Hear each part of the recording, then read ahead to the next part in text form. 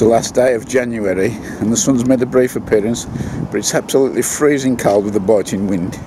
Quick, let's get in the greenhouse.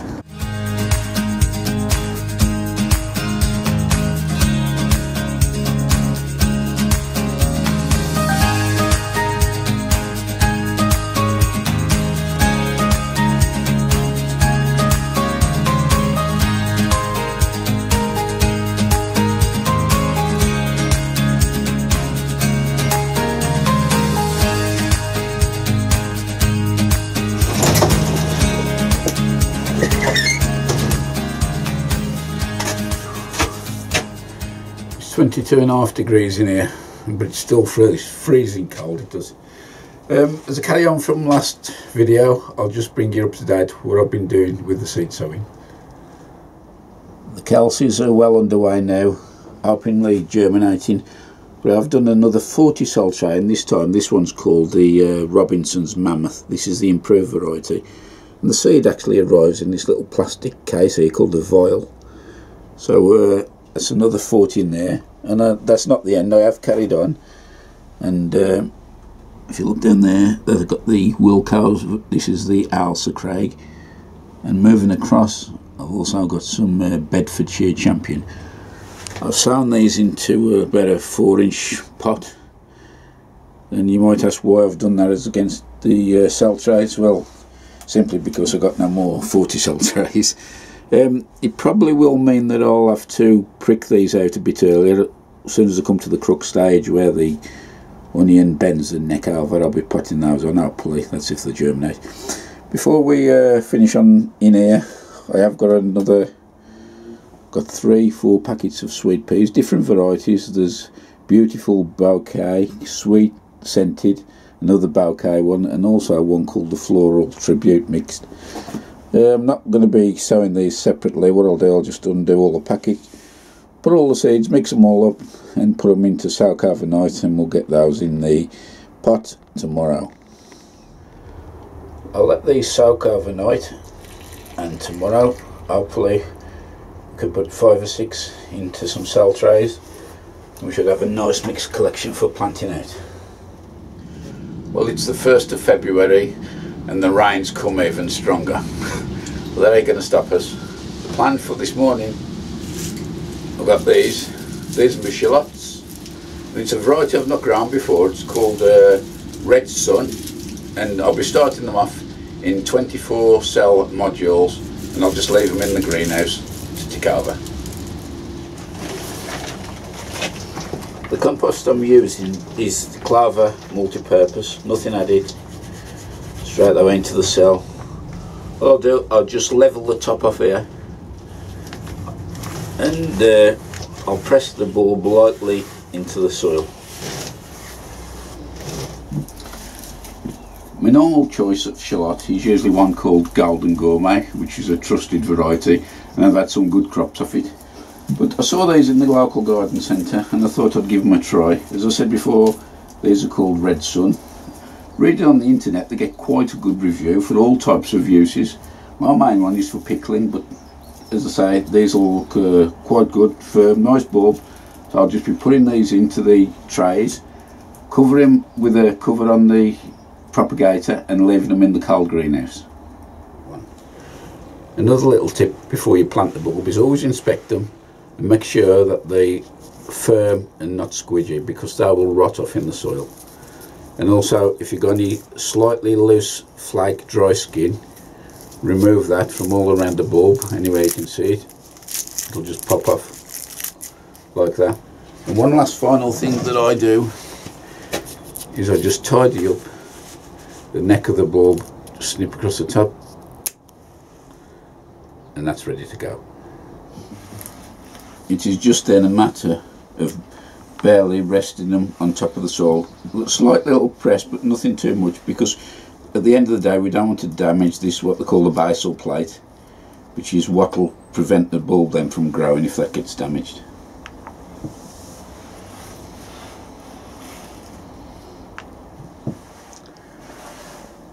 Well, we've had a real rare occurrence here, and the sun has finally shown its face, I think, for the first time this year. Now, looking down, just pop it down here, we can see the sweet peas which you put into soak.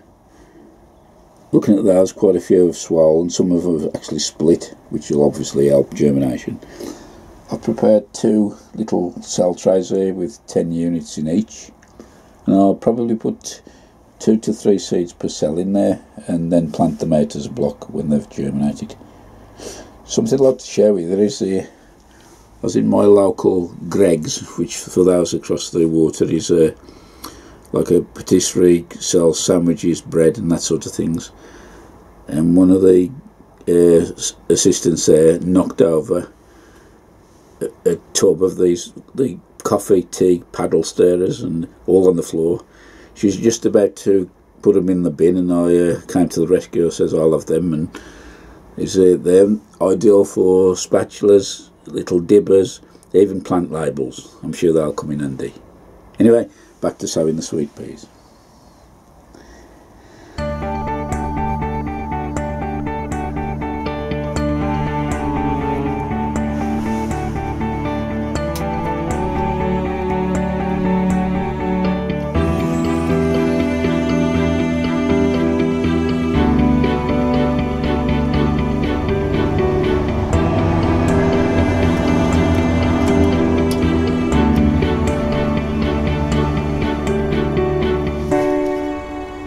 The second cell tray into soak.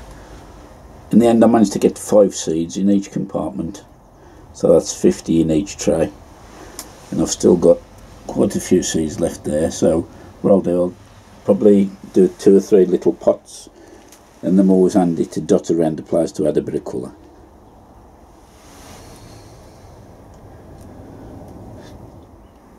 The remaining sweet peas I put in this 12 cell tray, and it still was about 5 or 6 seeds per tray, so hopefully we'll get some nice flowers out of there. Well, the morning started off with a light drizzle, but the sun's made a brief appearance, so we're going to continue on with the seed sowing. And this morning we're going to be doing Zebrune shallots, which is the banana type, and also another banana shallot, but it's a red one. It's called long red Florence.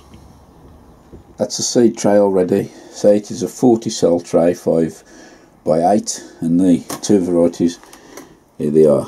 So my favourite there is the Zebrune, and this one here is the long red Florence. That one's from King Seeds. Save repeating myself to what I did with the normal onion seeds. Everything will be sound the same.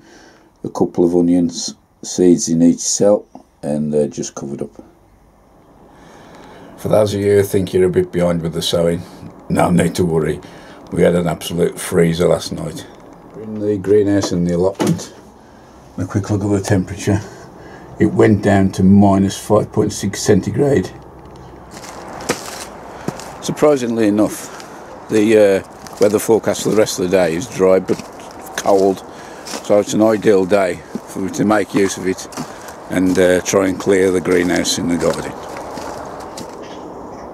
This is a state of play at the moment.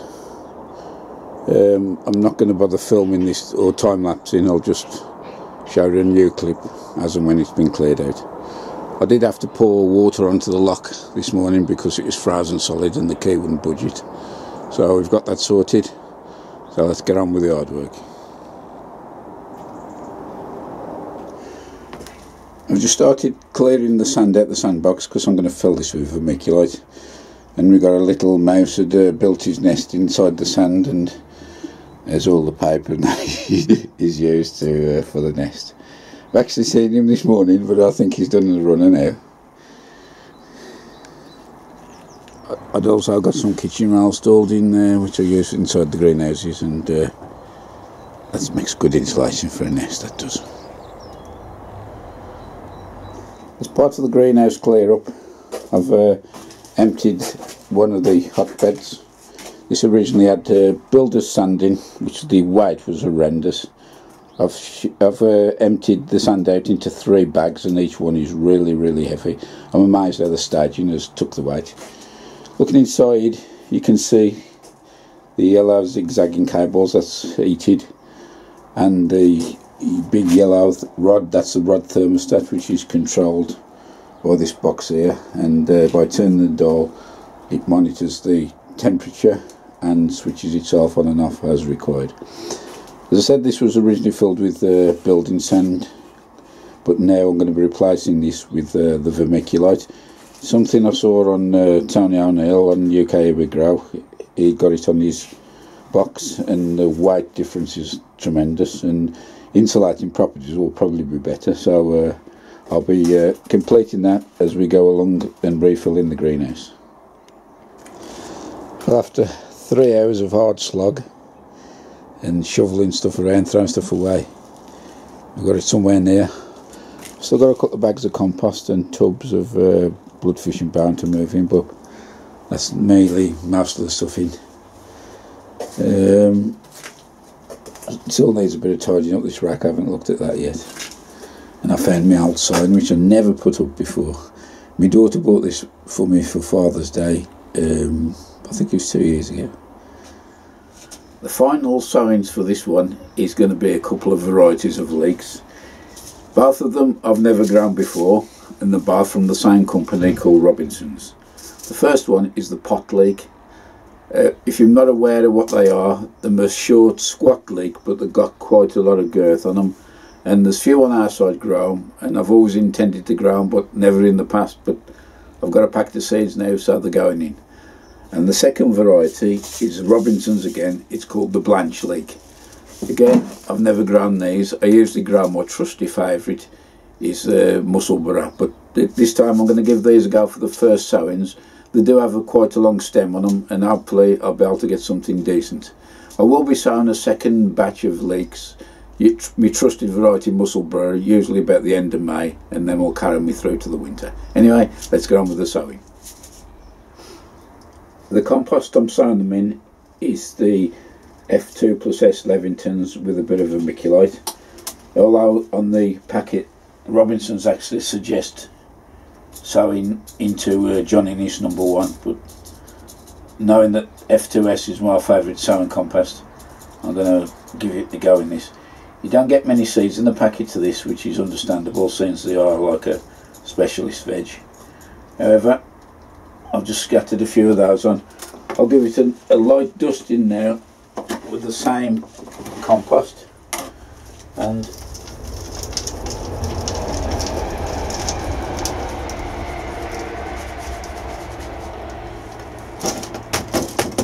tap that down.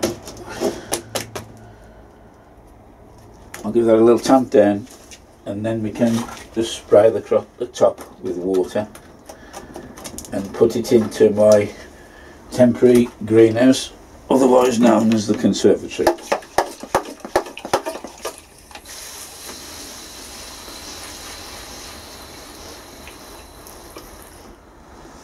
So that's the leeks put to bed. Hopefully in the next 2 or 3 weeks we should see a bit of growth coming on.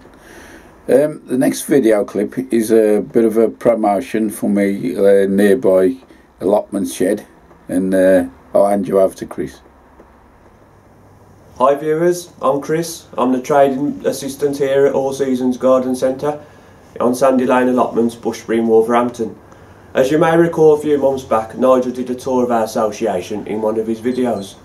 I'd like to take this opportunity to inform you about an upcoming growing class which is being held here on Saturday the 24th of March at 11 o'clock, hosted by another YouTube blogger and gardening expert, Mick Pulteney, the Compost King.